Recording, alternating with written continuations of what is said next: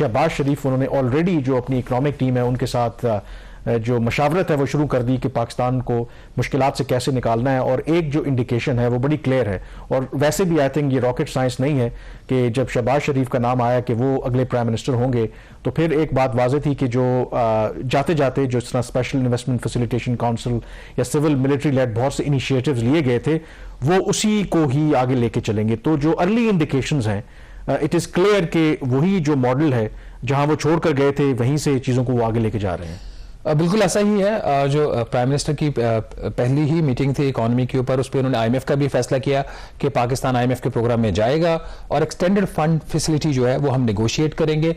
दूसरा उसी जो एक प्रेस स्टेटमेंट आया उसके अंदर जो दूसरा जुमला था कि जो रोल होगा SIFC का उसको फर्दर स्ट्रेंथन किया जाए, again showing the same lines. उसके बाद फिर अगले 2-3 दिन उनकी जो वहाँ पे जो इजलास वो चेयर करते रहे उसमें जो फैसले हुए वो वही थे जो कि इससे पहले SIFC कर चुकी थी, पिछली निगरान काबीना कर चुकी थी। आज के प्रोग्राम में हम 2 फैसलों का जिक्र करेंगे, फेडरल बोर्ड ऑफ रेवेन्यू की रिस्ट्रक्चरिंग की जो मंजूरी दी, दूसरा PIA की निजकारी के हवाले से। और जो मेजर एक इशू है जो थोड़ा सा कंट्रोवर्शियल भी है जिसपे हम डिटेल में कल बात करेंगे प्रोग्राम में, बट बिफोर गोइंग दैट मेरा ख्याल कल शहबाज शरीफ साहब ने जब वो पार्लियामेंट्री पार्टी का इजलास और बाकी जो इत्तेहादी जमातों का इजलास था उनका एक इशाइया दिया गया, वहां पर भी उन्होंने इकोनॉमी के हवाले से ही बात की। उन्होंने क्या कहा आइए जरा पहले वो सुनते हैं। जो टैक्स बेस है वो आपको सबको पता है। मैंने अल्हम्दुलिल्लाह जो जिनके जेन्युइन क्लेम्स थे एक्सपोर्टर्स के उसको हमने 65 अरब भी के ताकि उनकी दिलजोई हो, वो बेचारे धक्के खाते हैं FBR में और जगह जगहों पर कि हमारे क्लेम्स रिफंड्स के मिले, और जिस तरह वो मिलते हैं वो हम सब जानते हैं। और मैं इस बात का हामी हूँ कि टैक्स स्लैब हमें कम करना चाहिए, मगर उसके साथ जो बेस है उसको एक्सपेंड करना चाहिए।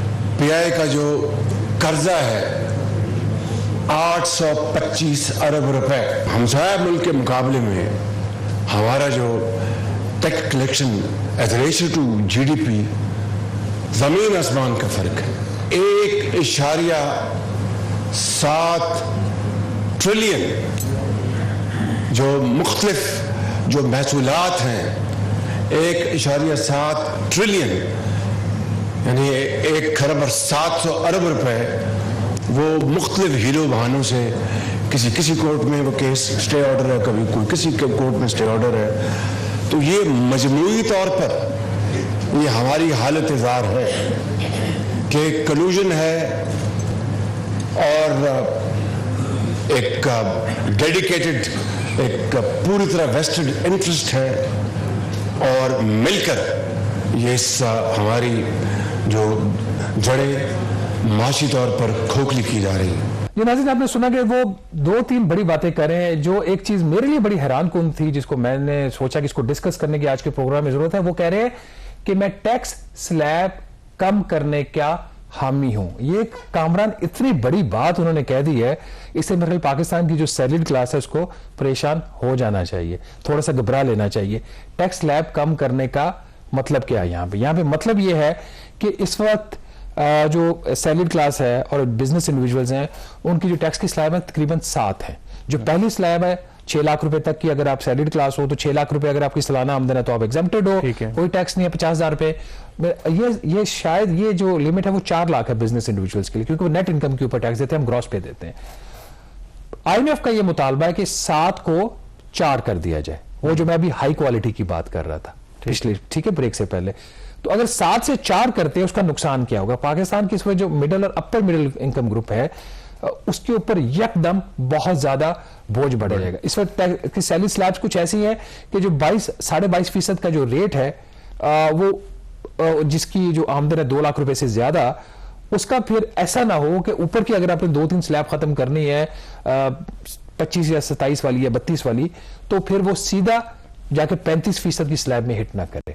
तो 35% अगर आप 2 लाख रुपए की तनख्वाह ले रहे हैं और उसमें से आप 70,000 सरकार को दे देते हैं टैक्स में, तो बाकी जो 1,30,000 है वो भी इनको खैरात करके ये उनकी जो स्पीच है मैंने भी सुनी थी। आई थिंक इसमें शायद उनकी तरफ से वजाहत आना भी जरूरी है।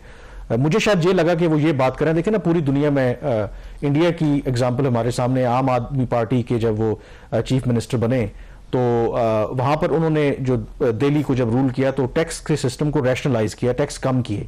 مجھے شاید ایسا لگا کہ وہ اس کی بات کر رہے ہیں کہ ٹیکس کو ریشنلائز کریں, سمپلیفائی کریں تاکہ زیادہ ٹیکس کلیکشن ہو. تو مطلب آئی اسیوم کہ اس میں وضاحت کی ضرورت ہے, کیونکہ گیون دا کرنٹ سچویشن یہ تو وہی پرانا فارمولا ہے نا کہ جس سے آپ ٹیکس پہلے نچوڑ رہے ہیں, ان کو مزید نچوڑیں آپ. ایسا ہو نہیں سکتا نا. میں نے تو آئی ایم ایف کی ٹیکنیکل رپورٹ دیکھی ہوئی ہے, اور ہم نے غالباً دسمبر میں ہی اس کے اوپر پروگرام کیا تھا جس کے اوپر شور پڑ گیا تھا, اور آئی ایم ایف نے رائٹرز کے ذریعے ایک سٹیٹمنٹ چلائی تھی کہ ہمارا اس سٹیج کے اوپر کوئی مطالبہ نہیں ہے, اور ہم نے پھر فردر اس کو ڈسکس کیا تھا. ہمیں بھی پتہ ہے یہ جون میں ہونے جا رہا ہے, اسٹیج پہ نہیں ہے. اگر 7 کو یہ 4 سلیب کرتے ہیں تو آپ کا کیا خیال ہے جو 35% کا ریٹ اس کو 20% پہ لے آئیں گے؟ وہ تو نہیں لائیں گے, وہ تو ریٹ وہیں کا وہیں کھڑا رہے گا. تو پھر اس کا بوجھ کس کے اوپر پڑے گا؟ جو 22.5% یا جتنا بھی اس کا جو ٹیکس ریٹ ہے وہ دے رہا ہے, وہ تو سیدھا اوپر جائے گا. میرا خیال وزیر اعظم شہباز شریف صاحب کو کسی نے یہ بات نہیں بتائی کہ جناب پہلے ہی پچھلے بجٹ میں جو میکسیمم جو آپ کو ٹیکس لگتا ہے 35%, جو پہلے 10 لاکھ روپے کے اوپر لگتا تھا وہ 5 لاکھ روپے کے اوپر لگتا ہے.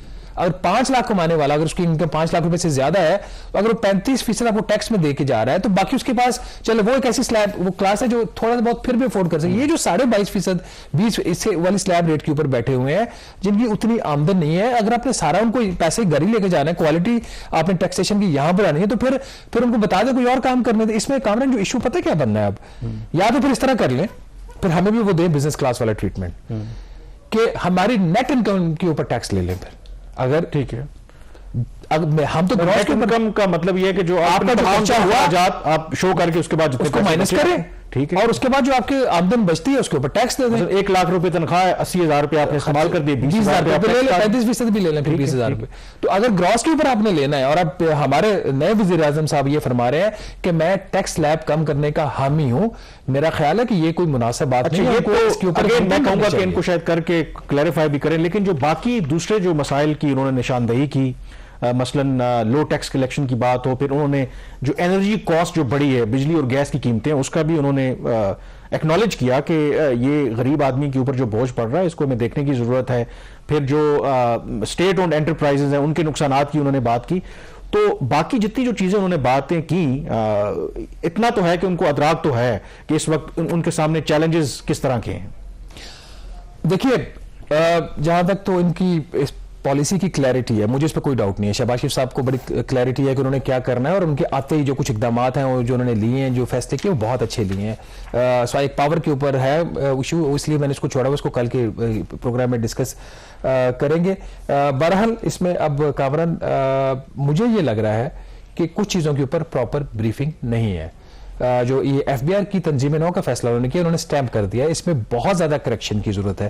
یہ جو تنظیم نو کا پلان نگران کابینہ نے منظور کیا تھا, وہ پلان جو ہے وہ اچھا نہیں.